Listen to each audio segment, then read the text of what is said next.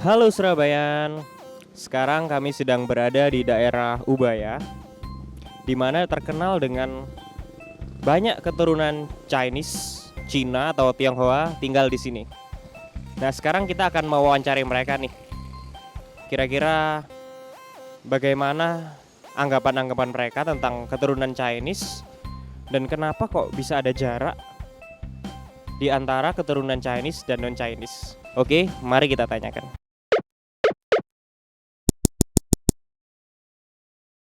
eh, Tiga anggapan yang sering didengar terhadap keturunan Chinese itu, Mbak.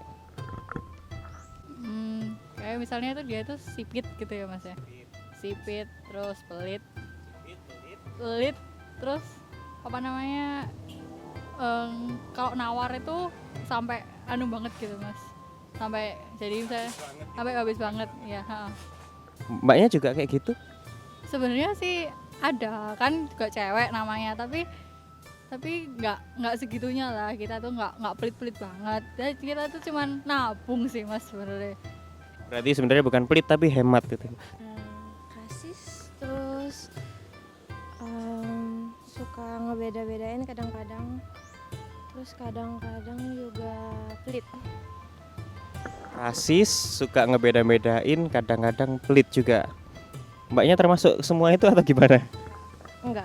Oh, nggak termasuk ternyata. Oke. Apa ya? Suka berdagang, bisnis ya, bisnis. Terus bertekstur putih ya, kulit putih dan mata sipit. Kalau saya sih tentang keturunan Chinese itu cantik mas, cantik itu so pasti sama tentang perihal atas ekonomi kita banyak harus belajar dari mereka seperti itu. Berarti kalau Chinese itu identik dengan wirausaha gitu. Banyak yang sukses dari bisnis gitu ya. Saya sih putih ya biasanya. Terus mereka tuh kadang-kadang kalau soal hitung-hitungan tuh pinter biasanya, jago. Benar kan? Benar. Itu benar. Nah. Mungkin ada sebagian bilang itu Chinese itu tegas kebanyakan. Chinese punya pendapatan kayak apa ya, punya penghasilan yang mungkin lebih besar kalau dari selama ini.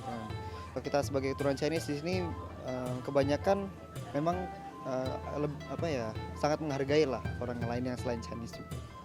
Oke, yang kedua, kalau baru bertemu sama orang gitu, baru kenal gitu, lebih seneng dipanggil Mbak, Cece atau Ci gitu gimana? Ya biasanya sih kalau misalnya ketemu tuh kadang-kadang dipanggil mbak juga kalau misalnya orangnya memang lokal bener-bener. Kalau misalnya ketemu yang sama Chinese, Ci, Mi gitu. Aku lebih senang dipanggil kakak sih. Kalau dipanggil Cece itu agak aneh sih, soalnya juga bukan kebiasaan di rumah dipanggil itu. Terus kalau dipanggil Ci kok kelihatannya tua banget ya. Kalau Mbak sih saya nggak seberapa suka, soalnya ada panggilan lain untuk itu. Oh, berarti lebih suka dipanggil Kak. Berarti sekarang saya akan manggil Kak. Kalau sehari-hari gitu sama teman-teman dipanggil apa? Dipanggil nama sih sama dipanggil Kak sama di kelas. Kalau dipanggil Cece sih sebenarnya nggak apa-apa, cuman agak asing aja sih. Saya nggak suka, soalnya diajarin di rumah itu untuk berbahasa Indonesia, bukan untuk dipanggil bahasa seperti itu. Lebih seneng dipanggil Koko, Mas atau gimana? Nggak ada yang spesifik sih ya, lebih ke senyamannya aja gitu memanggilnya seperti itu. Kalau teman-teman biasa manggil apa? Cuman banyakan sih mungkin manggil ko kali ya, lebih banyak ya, lebih banyak ko. Kalau untuk memanggil teman-teman yang Chinese sih, kalau yang seumur kita bisanya bro ya. Kalau nggak sob di mana lo gitu. Kalau yang memang udah tua, ya lebih baik kita manggil koko karena habitually mereka juga senang kalau dipanggil koko. Kayak saudara gitu. Kita sama-sama satu saudara ya koko gitu. Kalau saya sih untuk yang lebih tua sih biasanya kadang manggil ko, kadang juga manggil bang. Kalau yang seumuran sih langsung nama atau bro biasanya. Kalau saya sih fleksibel ya, cuma jadi terserah orangnya gitu. Jadi mau dipanggil Koko, Mas atau yang lain juga nggak masalah.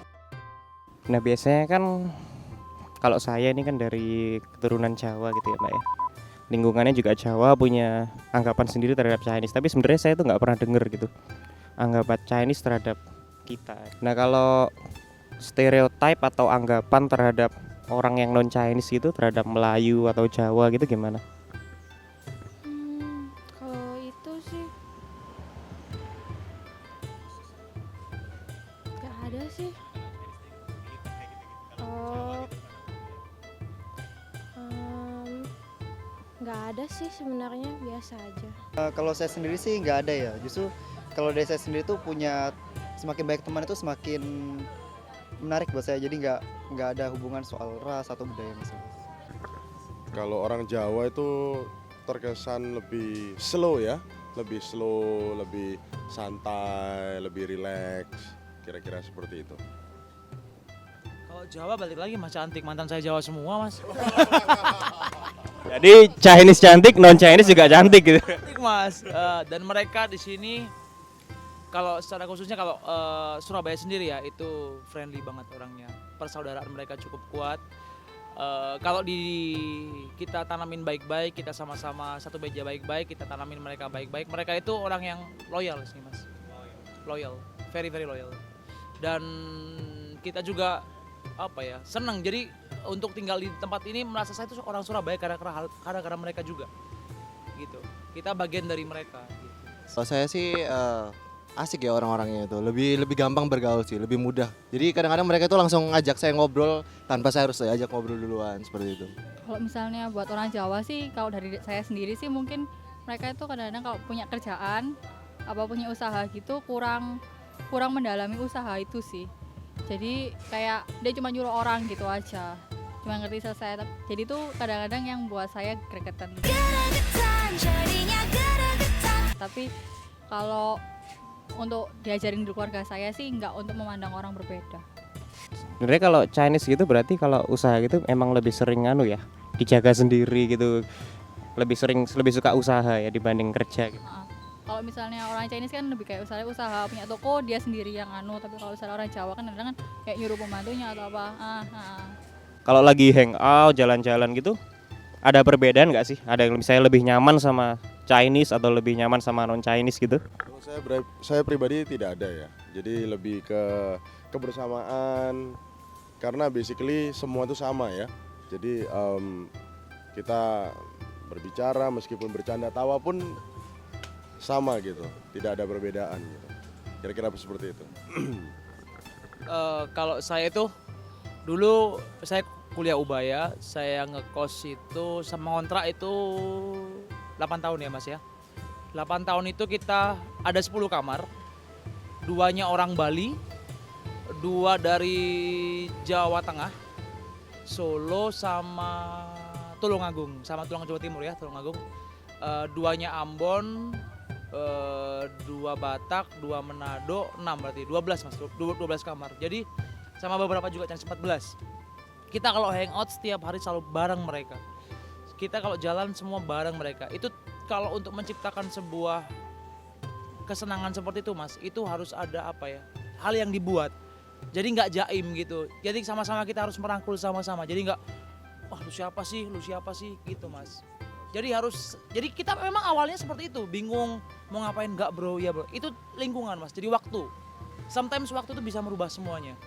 Jadi kalau kita jalan mereka berempat tuh aneh, ini siapa ya mereka ini ya? Kok bisa ya? Gitu Mas. Nah kecuali kalau kita udah jaim kan gap itu karena seseorang merasa dirinya hebat dan hebat, nggak usah deh. Nah kayak gitu. Berarti pada dasarnya rasa apapun itu nggak ada perbedaan ya.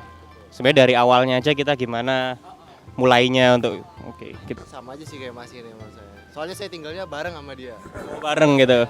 Berarti teman-temannya gitu nggak cuma sesama Chinese gitu ya, campur gitu ya. Oke. Sebenarnya teman-teman sendiri sih campur semua, ada yang non Chinese sama Chinese. Nyamannya itu nggak tergantung dari dia Chinese atau enggaknya sih. Berarti sebenarnya ras tidak mempengaruhi ya. Kalau nyebelin aja, nyenengin aja gitu ya. Kalau dari saya sendiri ini juga nggak ada misalnya kayak harus sama teman Chinese atau bagaimana. Jadi tergantung. Jadi misalnya saya diajak sama teman saya yang walaupun Chinese dengan Chinese, misalnya saya sempat saya bisa saya ikut. Kelihatannya sama aja sih Mas.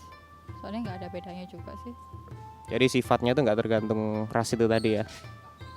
personalnya sendiri.